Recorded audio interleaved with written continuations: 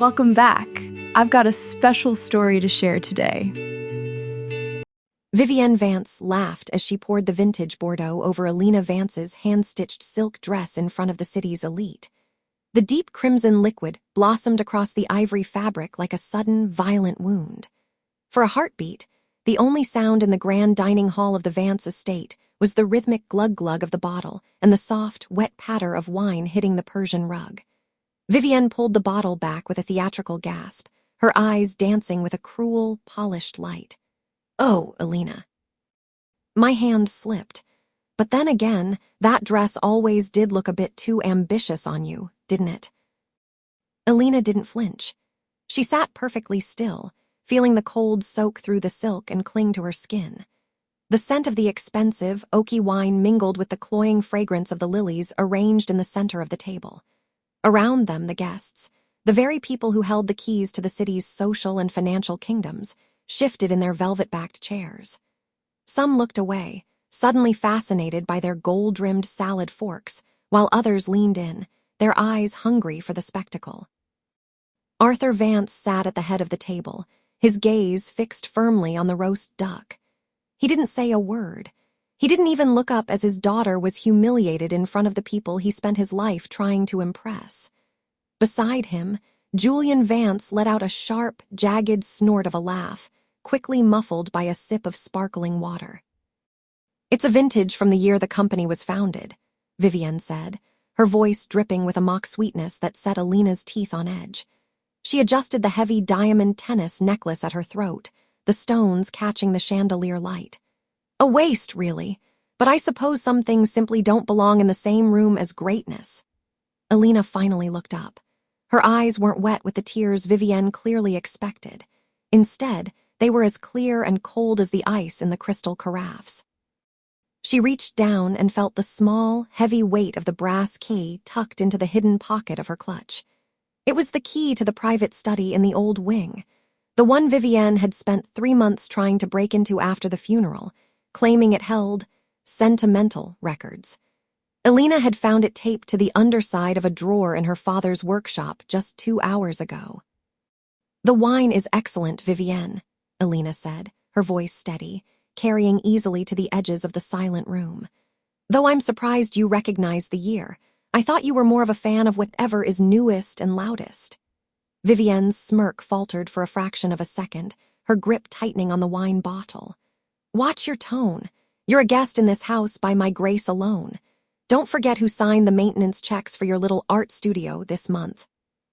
"I haven't forgotten anything," Elena replied softly. Beatrice Thorne, sitting across from them, watched the exchange with narrowed eyes. She didn't join in the laughter. Instead, she adjusted her glasses and looked at Elena as if seeing her for the first time in years. There was a flicker of something in Beatrice's expression, not pity, but a sharp, calculating curiosity. Vivienne leaned closer, the smell of her expensive, powdery perfume filling the space between them. "Clean yourself up," she whispered, low enough that only Elena could hear the jagged edge of her rage. "You look like a common waitress. Go to the kitchen and ask the staff for some soda water, and stay there until the dessert course. You're an eyesore." Elena rose from her chair. The wet silk of her skirt clung to her legs, heavy and cold. She could feel the stares of the guests like needles against her back. Julian whispered something to the woman beside him, and another ripple of stifled laughter moved through the table. "Arthur," Elena said, looking toward her father. The man didn't look up. He simply reached for his wine glass, his fingers trembling ever so slightly. "Do as your mother says, Elena. You're making a scene." The betrayal was a familiar weight, but tonight it felt different. It felt like a tether snapping. Elena turned away from the table, her heels clicking rhythmically against the marble floor as she exited the dining room. She didn't head for the kitchen. Instead, she walked toward the darkened west wing of the mansion. The air grew cooler here, smelling of old wood and floor wax. Her heart hammered against her ribs, a frantic living thing. She reached into her bag and pulled out the brass key. She knew what Vivienne was looking for. She knew about the missing ledger, the one that detailed the restructuring of the family trust 6 years ago. Vivienne thought it had been burned. Arthur thought it didn't exist. But as Elena reached the heavy mahogany door of the private study, she realized she wasn't the broken girl they had spent years molding into a shadow. She was the one with the key. She slid the brass into the lock. It turned with a heavy, satisfying thunk. Elena stepped inside, the moonlight through the tall windows illuminating the dust motes dancing in the air. She didn't turn on the light. She didn't need to. Behind her, the distant sound of laughter drifted from the dining hall, Vivienne's laugh, loud and triumphant. Elena reached for the hidden panel behind the bookshelf, her fingers steady. She wasn't just going to clean the wine off her dress. She was going to burn the entire table down. She pulled a leather-bound book from the darkness of the wall. As she opened the first page, her eyes scanned the handwritten figures, the proof of a decade of Vivienne's systematic theft from the family estate. The countdown had begun. Vivienne had exactly 48 hours until the annual Foundation Gala. 48 hours of feeling like the queen of the Vance empire. Elena closed the book, a cold, sharp smile finally touching her lips. She could wait. The best revenge wasn't a scream. It was a silent, surgical strike. And Vivienne Vance had no idea that she had just poured wine on the woman who now owned her future. The next morning, the breakfast room felt like a stage set for a play Elena Vance no longer wished to perform in. The scent of burnt toast and expensive Earl Grey hung in the air, clashing with the heavy, cloying fragrance of the lilies Vivienne Vance insisted on having replaced every 24 hours. Elena sat across from her aunt, her laptop bag resting against her chair, the leather-bound ledger tucked safely inside, a hidden weight that felt like a loaded weapon. Vivienne didn't look up from her tablet. She was draped in a silk robe that cost more than most people's annual rent, her manicured fingers tapping impatiently against the mahogany table. "Elena, I've decided you won't be sitting at the head table for the gala," she said, her voice as sharp and thin as a razor. "The Thorne family is bringing extra guests, and frankly, you're better suited for the logistics corner. Someone needs to make sure the caterers don't steal the silver." Elena took a slow sip of her coffee, the heat grounding her. She thought of the numbers she'd memorized the night before, six-figure transfers to offshore accounts labeled as estate maintenance. She pictured the ledger's rough, aged leather, and the ink that proved Vivienne had been bleeding the Vance family dry for a decade. "Of course, Vivienne, whatever makes the evening run smoother," she replied. Her voice was steady, devoid of the tremor that usually resided there when she spoke to the woman who had controlled her life. Arthur Vance entered the room then, looking weary and diminished. He moved to the sideboard, his shoulders hunched as if under an invisible weight. Vivienne didn't even acknowledge his presence until he reached for the morning paper. "Don't touch that yet, Arthur. I haven't finished the society pages," she snapped. "And tell Julian he needs to stop asking for an increase in his allowance. If he wants more money, he can learn to manage what I give him, just like I manage this entire family." "I'm sure Julian is doing his best," Arthur murmured, though he didn't meet anyone's eyes. He poured himself a cup of coffee with a hand that shook just enough to make the china rattle. Vivienne scoffed, the silver spoon in her hand clicking sharply against her cup. The sound was like a gunshot in the quiet room. "His best is a disappointment, just like your sister was." She turned her icy gaze back to Elena, her eyes narrowing as if searching for a crack in her niece's composure. "By the way, I've redirected the funds from your mother's memorial trust into the gala's centerpiece budget. Those orchids aren't going to pay for themselves, and it's not like she's around to appreciate the flowers anyway." The air in the room seemed to thin. Elena felt her nails dig into her palms under the table. It wasn't just the theft of money anymore. It was the casual desecration of a legacy. Vivienne was bragging about a crime she thought was invisible, her arrogance so thick it blinded her to the woman sitting 3 feet away who held the key to her ruin. "You're using the memorial funds for flowers?" Elena asked, her voice dropping to a whisper that carried more weight than a shout. "It's all Vance money, Elena." "It goes where I say it goes," Vivienne replied, dismissively waving a hand adorned with a 5-carat diamond. "You should be grateful I'm even letting you attend. Now go and check with the florist. I want the arrangements to be perfect. My reputation is on the line." Elena stood up, the strap of her laptop bag sliding over her shoulder. She felt the heavy presence of the ledger against her hip, a tactile reminder of the truth. Vivienne thought she was protecting her reputation, but she was actually building the platform for her own execution. 36 hours, Elena said quietly as she reached the door. Vivienne glanced up, her brow furrowing in annoyance. What was that? The Gala, Elena said, a thin, cold smile finally touching her lips. It's only 36 hours away. I'll make sure everything is perfectly accounted for, every single cent. Vivienne let out a short, mocking laugh and returned to her tablet. See that you do. I won't have any mistakes tomorrow night. Elena walked out of the room, the click of her own heels on the marble floor sounding like a countdown. She didn't head for the florist. Instead, she pulled her phone from her pocket and dialed a number she had kept hidden for years. The time for being the quiet, loyal niece was over. Vivienne Vance had no idea that the logistics Elena was handling involved more than just seating charts and flowers. She was planning a homecoming the family would never forget. 2 days later, the air in the private library of the Thorne estate felt thick with the scent of aged parchment and dried lavender. Elena Vance stood by the tall, mahogany bookshelves, her fingers tracing the spine of a leather-bound ledger. The silence here was a stark contrast to the frantic, high-pitched chaos Vivienne Vance had been generating at the main house as the gala drew near.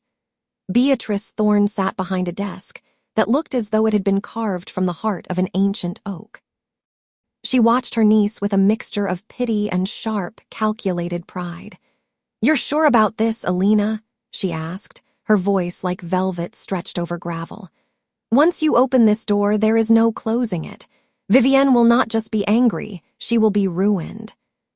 "She ruined herself the moment she decided my mother's life was a footnote in her ledger," Elena replied. She didn't turn around. Her gaze was fixed on a small, recessed safe hidden behind a portrait of the Vance patriarch. "She thinks she's the guardian of the family flame. She doesn't realize she's just the one holding the match." Beatrice rose, the silk of her emerald gown rustling like a warning. She crossed the room and placed a heavy, brass key into Elena's palm. The metal was bitingly cold, a physical anchor to the weight of the task ahead. "The bloodline covenant is in there. It's the original trust established by your grandfather. Vivienne spent 10 years and a small fortune in legal fees trying to make sure it never saw the light of day." Elena turned the key.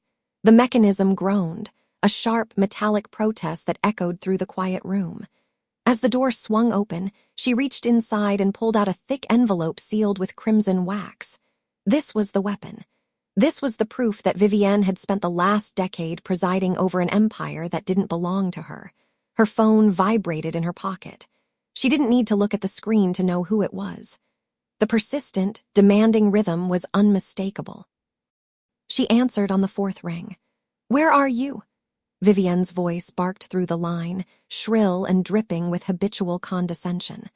"The florist is here, and they've brought white lilies instead of calla lilies. I told you specifically, Elena, calla lilies. Do I have to do everything myself? You're a glorified secretary, and you can't even manage a simple floral arrangement." Elena felt the familiar heat of a rage spike, but she didn't let it touch her voice. She looked down at the documents in her hand, her thumb brushing over the official seal that proved Vivienne was nothing more than a squatter in her own life. "I'm handling a more permanent arrangement, Vivienne. Don't worry about the flowers. By tomorrow night, no one will be looking at the centerpieces." "Don't take that tone with me," Vivienne snapped. "You're lucky I let you stay in that house after your father's disgrace. You're a charity case, and you do well to remember your place. Get back here now. Arthur is asking for you, and Julian has already managed to spill red wine on the foyer rug. It's a circus, and I refuse to be the only adult in the room." The line went dead. Elena stared at the darkened screen for a moment, the insult about her father stinging less than it used to. The charity Vivienne spoke of was actually Elena's own inheritance, bled dry to fund Julian's failed tech startups and Vivienne's obsession with being the most photographed woman in the social registry. "She's getting worse," Beatrice remarked, having heard the exchange. "The closer she gets to a milestone, the more her claws come out." "She's afraid," Elena said softly. She can feel the foundation shifting, even if she doesn't know why yet. She opened the envelope. The first page was a ledger of assets. Her eyes scanned the columns, stopping at a familiar set of serial numbers. "She sold them," Elena whispered, her voice trembling for the first time. "My mother's heirloom emeralds. She told me they were lost in the move from the old estate. She sold them to pay off Julian's gambling debts in Macau." Beatrice walked over and looked at the entry. $3 million, sold to a private collector 3 years ago. "I suspected as much, but seeing the signature..." Vivienne signed the bill of sale herself, posing as your legal guardian even after you turned 21. The betrayal was a physical blow, a sickening twist in Elena's gut. Those emeralds were the only thing her mother had left her.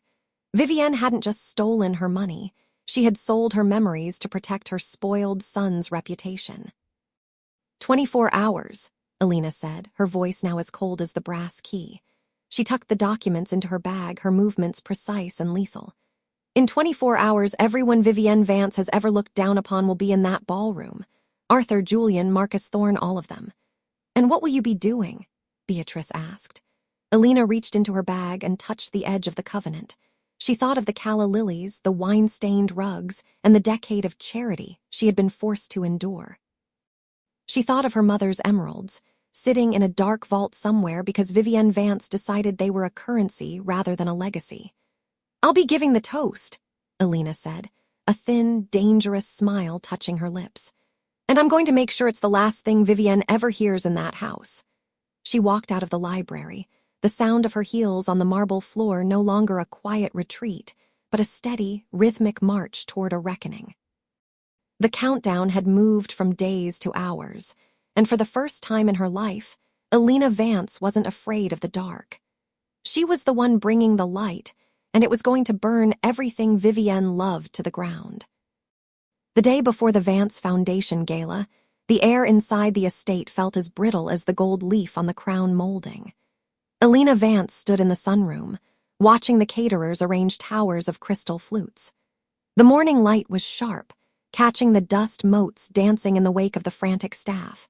It was a scene of perfect, expensive chaos, orchestrated by a woman who believed she could control the very rotation of the earth if she shouted loud enough. Vivienne Vance swept into the room, the sharp click of her stilettos on the marble sounding like a metronome for a funeral march. She smelled of white lilies and a perfume so expensive it felt like a physical weight in the air. She didn't look at the staff. She looked through them, her eyes landing on Elena with the clinical coldness of a surgeon about to remove a tumor. "The seating chart has been finalized," Vivienne said, her voice dripping with a feigned weariness. She handed a heavy, cream-colored card to a nearby assistant without breaking eye contact with her stepdaughter. "I've moved you to the back table, near the service entrance. It's for the best. You wouldn't want to be overwhelmed by the Thorne family's presence at the head table." Elena didn't flinch. She felt the weight of the phone in her pocket, containing the digital confirmation from the probate attorney Beatrice Thorne had helped her secure. "The back table," Elena repeated, her voice calm. "Next to the kitchen. It's where you'll be most comfortable," Vivienne sneered, stepping closer. She reached out, adjusting the collar of Elena's simple cotton blouse with a flick of her wrist that felt like a slap. "People like Marcus Thorne expect a certain pedigree in their immediate vicinity. You've always been a bit of a charity case, Elena. It's best not to remind the donors of our more unfortunate obligations." A young server nearby paused, his eyes widening at the casual cruelty. Elena caught the man's gaze for a second before he looked away, red-faced. "I wouldn't want to ruin the aesthetic," Elena said, her tone light, almost conversational. "But are you sure that's wise? The toast is usually delivered from the podium." Vivienne let out a sharp, jagged laugh. "The toast? Oh, darling, I've decided Julian will handle the remarks. You'll just stand there, look grateful for the roof over your head, and try not to spill anything on the rug. It's a gala, not a town hall meeting for the disenfranchised." The rage spiked in Elena's chest, hot and focused, but she channeled it into a thin, knowing smile. She reached out and touched the cold marble of the center table, her fingers tracing a vein of gray stone. "You spend so much time worrying about the seating chart, Vivienne. You've forgotten to check if the chairs still belong to you." Vivienne's eyes narrowed, her perfect brows drawing together. "What is that supposed to mean?" "It means that tomorrow night will be full of surprises," Elena replied. Before Vivienne could retort, Julian Vance entered the sunroom, looking polished but strained. He avoided Elena's eyes, focusing instead on his mother. He held a leather-bound folder, the final guest list. "Marcus is on the phone," Julian said, his voice tight. "He's asking about the emeralds. He wants them displayed in the foyer as part of the Vance Legacy exhibit." Vivienne turned away from Elena, her focus shifting instantly to the prize. "Tell him they'll be there. They're the centerpiece of the evening. They represent everything this family has built." Elena watched them, mother and son, the architect and the apprentice of a crumbling empire. Julian glanced at Elena then, a flicker of something that looked like guilt crossing his face before he masked it with the same arrogant indifference he had learned from Vivienne. The faction lines were drawn in the very air between them. On one side, the weight of a stolen legacy. On the other, a woman who had finally found the keys to the vault. "I'll leave you to your emeralds," Elena said, turning toward the door. "See that you stay out of the way, Elena," Vivienne called after her, not even turning around. "The staff has enough to do without tripping over you." Elena walked into the foyer, the sound of her own footsteps now echoing with a different rhythm. She pulled her phone from her pocket. A message from Beatrice was waiting. "The deeds are verified. The registrar has flagged the Vance holdings. 24 hours. Elena looked up at the grand staircase where a portrait of her father still hung, shadowed and forgotten in the corner. She touched the velvet ribbon of the covenant hidden in her bag. The warning had been given, and as expected, it had been ignored. Vivienne was too busy measuring the drapes to notice the house was already on fire. The countdown had reached its final day.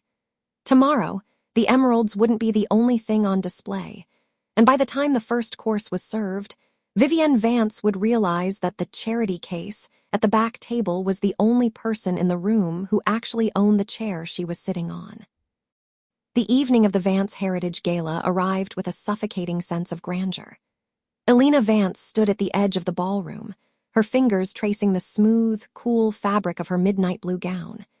It was a deceptively simple piece, devoid of the heavy beadwork favored by the other women in the room, but the silk was of a quality that whispered rather than screamed. Above her, the massive crystal chandeliers hummed with a low, electric vibration, casting a fractured light over the sea of guests. The air was thick with the cloying scent of white jasmine and the sharp, metallic tang of expensive champagne. She could hear the rhythmic clinking of silver against china, a sound that usually signaled celebration, but tonight felt like the steady ticking of a countdown clock. Across the room, Vivienne Vance was already holding court. She was draped in the family emeralds, the stones glowing with a predatory green light against her pale throat.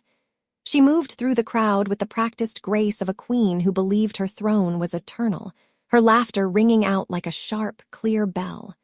Every time she spoke, the guests around her leaned in, desperate for a shard of her attention. She looked every bit the matriarch of a dynasty, unaware that the foundation beneath her designer heels had already turned to sand. "Elena, dear, you're hovering," a voice drawled. She turned to see her aunt gliding toward her, a glass of vintage Krug held loosely in one hand. The older woman's eyes swept over Elena's dress with a flick of practiced disdain. "I suppose that's the best one can do on a budget. It's a pity. Tonight is about legacy, and you look like you're dressed for a quiet funeral." "Perhaps I am," she replied, her voice steady and cool. She didn't flinch under the scrutiny. Instead, she took a slow sip of her water, the cold condensation on the glass, a sharp contrast to the heat of the ballroom. "But sometimes, Vivienne, the most important things are the ones you don't see coming until they're right in front of you." The older woman let out a sharp, mocking huff. "Cryptic as always. It's a shame Arthur didn't pass down his sense of business to you along with his brooding silence. Speaking of your father, try not to embarrass him tonight. I've seated you at the back, near the catering entrance." The staff has been instructed to keep your glass full so you don't feel the need to wander into the photographs. It was a calculated jab, delivered with the casual cruelty that had become the woman's trademark. Elena watched her aunt walk away, the emeralds on her neck catching the light one last time. She didn't feel the sting of the insult. She felt only a profound, icy clarity. She reached into her small clutch, her fingers brushing the velvet ribbon of the covenant Beatrice Thorne had helped her secure. The weight of the document was a secret power, a silent promise that the seating chart was the least of her aunt's worries. As the guests were ushered toward the dining hall, Elena found herself momentarily blocked by Marcus Thorne. He looked striking in his tuxedo, though his expression remained unreadable. He leaned in, his voice a low murmur that barely carried over the swell of the string quartet. "The registrar's office sent out a series of notifications an hour ago," he said, his eyes scanning the room. "The Vance holdings are in a state of administrative freeze. Your aunt hasn't checked her phone yet, but Julian Vance looks like he's seen a ghost." Elena glanced toward the bar, where Julian was downing a scotch with frantic speed. His face was several shades paler than it had been at the start of the evening. "He's always been the first to sense a change in the wind," she noted. "He just doesn't know which way it's blowing yet." "And Arthur?" Marcus asked, nodding toward the head table where her father sat, looking tired and diminished next to his sister's radiant arrogance. "My father chose his side a long time ago," she said, a brief flash of sorrow crossing her face before she masked it. "Tonight is about the truth. Whatever happens after that is up to him." The dinner began with a display of excess that felt almost grotesque. Plate after plate of delicacies were paraded through the room, the scent of roasted lamb and truffle oil mingling with the heavy floral arrangements. At the head of the table, Vivienne rose, her glass raised high. The room fell into a respectful, expectant silence. "Friends, family, and colleagues," she began, her voice projecting with effortless authority. "Tonight, we celebrate not just the Vance name, but the continuity of our influence. There are those who believe that blood is enough to maintain a kingdom, but we know better. It takes vision. It takes the courage to prune the branches that no longer bear fruit." She cast a pointed, fleeting look toward the back of the room where Elena sat. "Tonight, I am proud to announce the finalization of the Vance Trust expansion, ensuring that our legacy remains in the hands of those who truly deserve it." The applause was instantaneous and deafening. Elena sat perfectly still, her hands folded in her lap. She watched as her aunt basked in the adulation, the woman's face glowing with the triumph of a final victory. The irony was a physical weight in the room. Vivienne was toasting to a legacy she had already lost, standing in a house she no longer owned, surrounded by people who would turn on her the moment the first headline hit the wires. Elena felt her phone vibrate in her clutch. A single word from Beatrice, live. The main course was cleared, and the room grew dim for the commemorative video. It was the moment Vivienne had planned as her crowning achievement, a montage of the Vance family's history, culminating in her own leadership. But as the screen flickered to life, Elena didn't look at the images. She looked at her aunt's profile, silhouetted against the light. The woman leaned over to whisper something to the board member beside her, a smug smile playing on her lips. She was at the peak of her power, the center of her universe. Elena stood up slowly, the movement drawing a few curious glances from the nearby tables. She didn't head for the exit. Instead, she began to walk toward the front of the room, her footsteps silent on the thick carpet. She reached the podium just as the video began to transition into the final segment. The Last Supper was over. The countdown had hit 0. Elena stepped into the light of the projector, her shadow stretching long and dark across the screen, effectively cutting off the image of her aunt's face. The room went deathly quiet. Vivienne's smile didn't just fade, it curdled. "I believe," Elena said, her voice amplified by the microphone and carrying a chill that silenced the last of the whispers, "that there's been a slight error in the program." The silence in the ballroom was absolute, a heavy, suffocating weight that pressed against the lungs of every socialite and board member in attendance. Elena stood at the podium, the hum of the projector vibrating through the wood beneath her palms. She could smell the sharp, cloying scent of Vivienne's lily-scented perfume, a fragrance that had once signaled authority but now seemed to sour in the stagnant air. "Get down from there this instant," Vivienne hissed, her voice a jagged blade cutting through the quiet. She took a step forward, her silk gown rustling like a warning. "Security, why is this girl still in the room? She's clearly had a mental break." Elena didn't flinch. She felt the cool, steady weight of the flash drive in her pocket, the culmination of every secret Beatrice Thorne had helped her unearth. This was the moment the sleeping lion finally bared its teeth. With a calm, deliberate motion, she clicked the remote in her hand. The screen behind her flickered. The glossy corporate presentation vanished, replaced by a scanned, yellowed ledger and a series of wire transfer receipts. The room exhaled a collective gasp. These weren't Vance global records. They were the private accounts of the Thorne Family Trust, dated 3 decades ago. "This is a private matter," Vivienne shrieked, but the sound was thin and brittle. She looked around the room, her eyes searching for an ally, but found only the cold, calculating stares of the people she had spent a lifetime trying to impress. Vivienne's face underwent a violent transformation.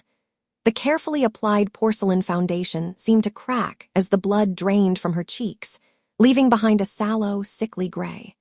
Her eyes, usually sharp and predatory, bulged with a frantic, animalistic terror, darting between the screen and the silent board members. Her mouth hung open in a jagged O, her lips trembling so violently that her dark red lipstick smeared against her teeth. The regal posture she had maintained for decades simply evaporated. Her shoulders slumped, and her hands shook with such force that her heavy gold bracelets clattered against the table like a death rattle. She looked less like a queen and more like a ghost caught in the morning light. "My God, Vivienne," Arthur Vance whispered, his voice carrying through the silence.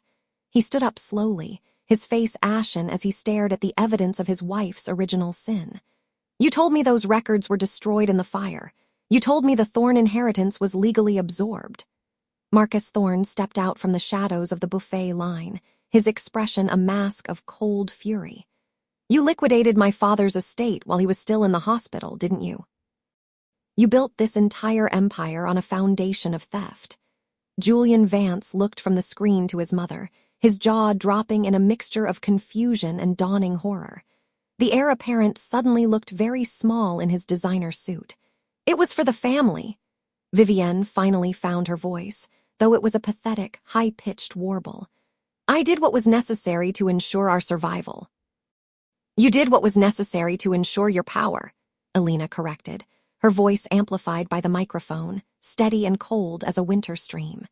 She looked down at the woman who had spent years calling her a charity case, a girl who didn't belong in the Vance lineage. The board members began to murmur, the sound rising like a tide. Mrs. Gable, the most senior member of the board, stood up and signaled to the 2 security guards who had finally arrived. They didn't move toward Elena. They moved toward the head table.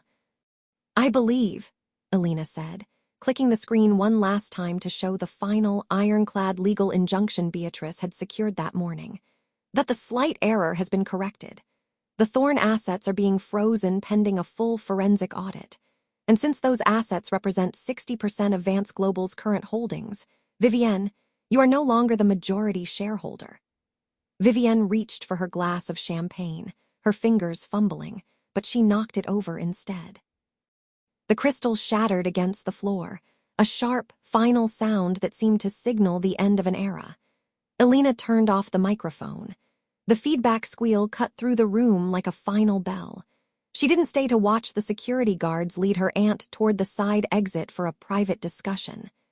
She didn't stay to hear Julian's frantic questions or Arthur's apologies. "You always said I didn't have the Vance blood," Elena said, leaning close so only the trembling woman could hear her. "But you forgot I have my mother's spine. The lawyers are in the lobby, Vivienne. They aren't here for a meeting. They're here for your keys." She turned and walked out, her heels clicking a rhythmic, final beat against the marble floor. She didn't look back, even as the first shouts of the scandal began to erupt behind her. She had delivered the truth. Now, she would let the fire she started burn the house down. The silence that followed Elena Vance's departure was not the peaceful kind. It was the heavy, pressurized quiet that precedes a structural collapse. In the center of the grand ballroom, Vivienne Vance stood motionless among the glittering shards of the shattered crystal. The feedback from the cut microphone still seemed to ring in the air, a phantom sound that mocked the sudden lack of music. She looked down at the jagged pieces at her feet, her chest heaving beneath her silk bodice, her mind racing to construct a lie big enough to cover the crater Elena had just blown in her life. "It's a fabrication," Vivienne finally hissed, her voice thin and sharp. She looked up, her eyes darting toward the nearest table of board members. A desperate, calculated performance by a girl who has never understood the weight of the Vance name. You all saw the documents. They were digital, easily forged. This is nothing more than a pathetic attempt at a coup. Arthur Vance didn't answer. He stood several feet away, his hand trembling as he set his wine glass down on a linen-covered table. The liquid slopped over the rim, staining the white fabric like a spreading wound. He looked at his wife, and for the first time in 30 years, there was no fear in his eyes, only a profound, exhausted clarity. He didn't offer a word of support. He simply turned his back, staring out the floor-to-ceiling windows at the dark expanse of the estate. The heavy oak doors at the back of the hall groaned open. The guests, who had been frozen in a state of collective shock, shifted as one. It wasn't Elena returning to gloat. Instead, Marcus Thorne entered, flanked by 3 men in charcoal suits whose expressions were as sterile as a hospital ward. Marcus carried a slim leather briefcase, the gold hardware catching the light with a predatory glint. Behind them, Beatrice Thorne stood in the shadows of the foyer, her arms crossed, her presence a silent sentinel of the truth they had unearthed together. Vivienne's skin, usually a mask of expensive serums and calculated poise, began to betray her. A frantic twitch started beneath her left eye, a rhythmic shuddering that she couldn't suppress. Her complexion shifted from its usual porcelain cream to a mottled, angry purple as the blood vessels in her neck strained against her pearls. Her mouth hung open in a jagged, silent gasp, her lips trembling and drained of color, making her look less like a matriarch and more like a landed fish suffocating in a room that had suddenly run out of oxygen. Her hands, which had spent decades directing the lives of everyone in her orbit, clawed at the air before settling into a tight, white-knuckled grip on the back of a chair. "Marcus," she choked out, her voice failing her. "What is the meaning of this intrusion? This is a private family gathering." "It was a private gathering, Vivienne," Marcus Thorne said, his voice echoing with the cold authority of a man who held the winning hand. He didn't stop until he was 5 feet from her, the scent of fresh ink and old paper trailing in his wake. "Now, it is a legal execution. I am here on behalf of the majority shareholder of the Vance Group and the sole owner of this property." He didn't wait for her to respond. He snapped the locks on his briefcase, a sharp, mechanical sound that made Julian Vance flinch. Julian, who had been standing near the bar, looked at the floor, his shoulders slumped. He looked like a man who had finally realized the pedestal he stood on was made of sand. "This is a formal notice of an emergency injunction," Marcus continued, handing a thick sheaf of papers toward her. "Your access to all corporate accounts has been frozen effective 5 minutes ago. Furthermore, as Elena Vance is the deed holder of this estate through her mother's restored trust, you are being served with a notice to vacate. You have 24 hours to remove your personal effects. Security is currently stationed at every exit to ensure nothing belonging to the Vance estate leaves these premises." A collective gasp rippled through the room. A prominent board member, a man who had played golf with Arthur for 20 years, took a deliberate step back, physically distancing himself from Vivienne. 2 socialites who had been vying for her attention an hour ago turned their heads, whispering behind gloved hands. The social death was instantaneous. "You can't do this," Vivienne screamed, the sound raw and ugly, stripped of its usual refinement. "I built this. That girl is a nothing. She's a common thief, just like her mother." My sister was many things, Vivienne, Beatrice Thorne said, stepping out of the shadows and into the light of the chandelier. But she was never the one who stole an inheritance. You've spent 20 years living in a house built on a foundation of lies. Tonight, the lease is up. Vivienne looked at Arthur, her eyes wide and pleading, but he remained a silhouette against the window, refusing to acknowledge her existence. She looked at Julian, but her son wouldn't meet her gaze. She was a queen without a throne, standing in a room full of people who were already mentally erasing her name from their contact lists. Elena Vance stood in the darkened foyer, her coat already on, watching the scene through the gap in the double doors. She didn't feel the surge of heat she had expected. Instead, she felt a profound, icy calm. The sleeping lion had finally finished the hunt. She watched as Marcus Thorne signaled to the security detail and 2 uniformed guards stepped forward to stand behind her aunt. "Arthur," Vivienne wailed, her voice echoing off the high ceilings. "Arthur, tell them." Arthur finally turned, his face pale in the moonlight. "There's nothing left to tell, Vivienne. Elena was right. You don't have the spine for the truth, and I don't have the strength to keep lying for you." Elena turned away then, the sound of her heels clicking against the marble as she walked toward the front entrance. She didn't need to stay to see the guards lead her aunt out. She didn't need to hear the excuses or the begging. She had delivered the reckoning, and as she stepped out into the cool night air, she felt the weight of the Vance name finally fall away, leaving only the woman she was meant to be. Behind her, the lights of the great house flickered once, then dimmed, as the transition of power became absolute. 6 months had passed since the heavy iron gates of the Vance estate had swung shut behind Vivienne for the last time, and the silence that followed had been the most productive period of Elena's life. The air in her new office on the 42nd floor of the Vance Tower didn't smell of cloying lilies or stagnant secrets. It smelled of fresh cedar, expensive espresso, and the sharp, clean scent of a city after a rainstorm. Elena Vance leaned back in her chair, the leather creaking softly under her weight. She wasn't wearing the modest, muted tones she had used as camouflage for years. Today, she wore a tailored suit of midnight blue that fit her like armor. She glanced at the digital clock on her desk.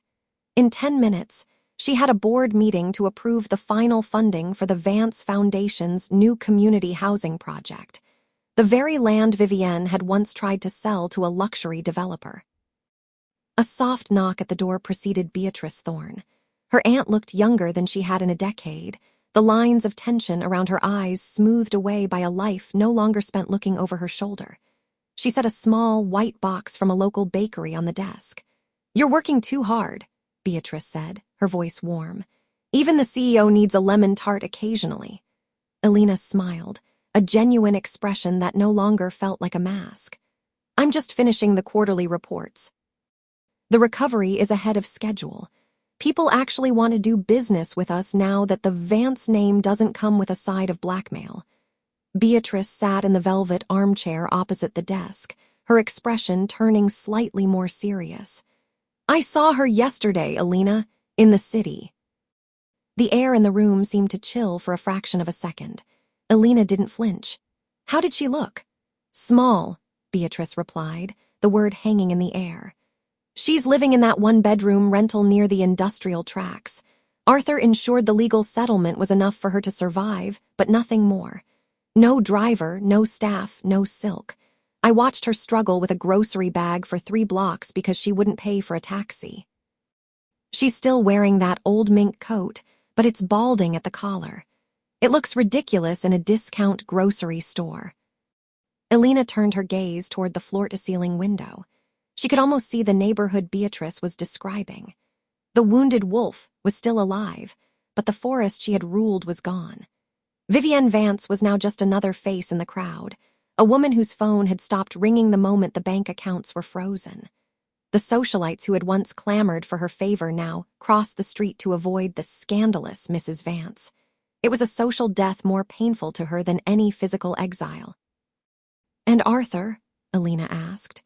"He's at the cottage in Maine," Beatrice said. "He spends most of his time in the garden or at the local library. He sent a letter last week. He says the silence is finally loud enough for him to hear his own thoughts. He's at peace, Elena, or as close to it as a man like him can get. Later that afternoon, Elena left the tower, opting to walk to a nearby gallery opening rather than taking the car. The city was a rhythmic thrum of energy, the screech of subway brakes, the distant rhythm of a jackhammer, the scent of roasted nuts from a street cart. She felt connected to it in a way she never had when she was a Vance in the old sense. As she crossed a busy intersection, she spotted a familiar figure near a construction site. Julian Vance was wearing a hard hat and a neon vest, holding a clipboard as he directed a delivery truck. He looked tired, his face tanned and streaked with dust, but there was a focus in his eyes that had been missing during his years of entitlement. When he saw her, he didn't sneer. He simply nodded, a brief, respectful acknowledgement of the sister who had forced him to grow up. He was earning a paycheck for the first time in his life, and the arrogance had been burned away by 10-hour shifts. Elena continued her walk, but her pace slowed as she passed a bus stop. There, sitting on a bench with a tattered handbag clutched to her chest, was Vivienne. Up close, the fall was even more visceral. Vivienne's makeup was applied with the same precision as always, but it couldn't hide the hollows in her cheeks or the way her hands trembled. She was staring at a billboard across the street, a massive advertisement for the Vance Foundation featuring Elena's face and the tagline, "Building a Transparent Future." Vivienne didn't see her. She was lost in a loop of her own making, a ghost haunting the city she used to own.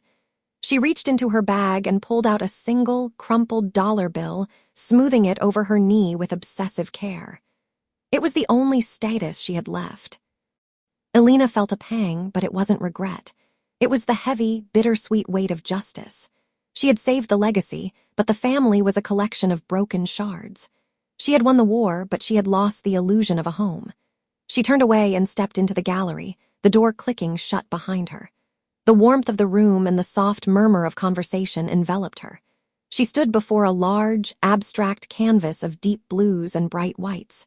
It looked like a storm clearing.